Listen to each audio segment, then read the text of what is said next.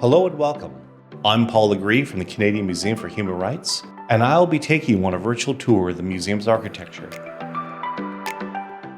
We know that you can't come visit right now, and we want you to stay home, be safe, and keep your community safe.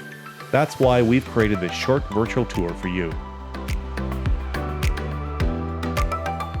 Come with me to explore this amazing museum. I'd like to share with you some of its spectacular architectural highlights. The museum is in Winnipeg, Manitoba, and close to the geographic center of Canada. It is situated on ancestral land, on Treaty 1 territory. The Red River Valley is also the homeland of the Métis, and we acknowledge that the water in the museum is sourced from Shoal Lake 40 First Nation.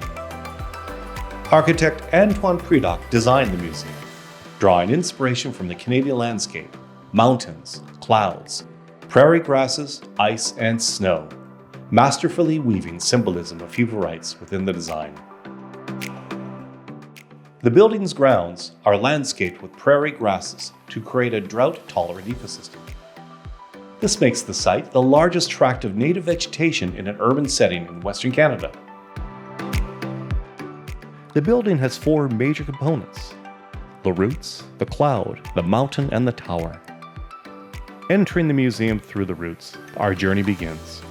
Like a tree, the roots reach out to stabilize, protect, and provide a foundation for growth. They are clad in Tyndall limestone, sourced in Manitoba. Look at these stunning alabaster ramps crisscrossing the building. They are approximately 800 meters long, and they will take us almost all the way to the top of the Israel Asper Tower of Hope. This interior walkway allows us to move freely from gallery to gallery. Notice the changing vantage points that reveal some breathtaking and striking spots along the way. Alabaster, a semi-translucent material, is admired for its aesthetic beauty, while some cultures value it for its perceived healing qualities. We hope you will come for a visit and touch the soft stone. You'll feel the warm and comforting glow that lights your path.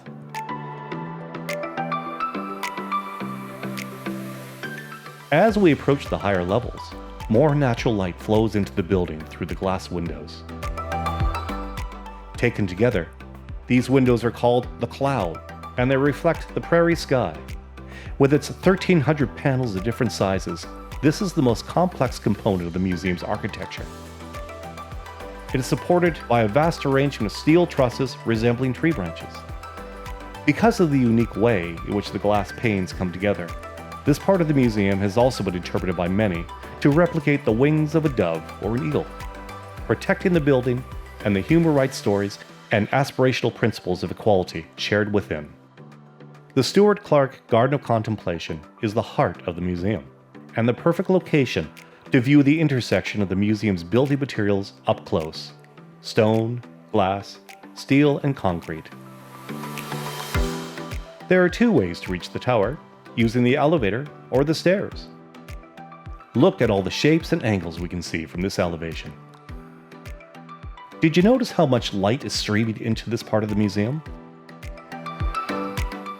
Let's take the stairs to get to the viewing platform in the tower. The Tower of Hope reaches a height of 100 meters at its very top. It's named after the late Israel Asper, a visionary and philanthropist from Winnipeg who imagined a world-class human rights hub in Canada. His idea was supported by many and was eventually realized as one of Canada's 6 national museums. Let's enjoy the panoramic view of the city and surrounding prairie landscape. We can see out to buildings and areas that have shaped our human rights history.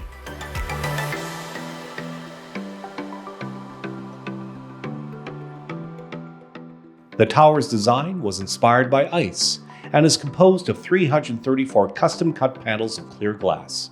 Personally, I find it an ideal place to pause and recharge. What do you think?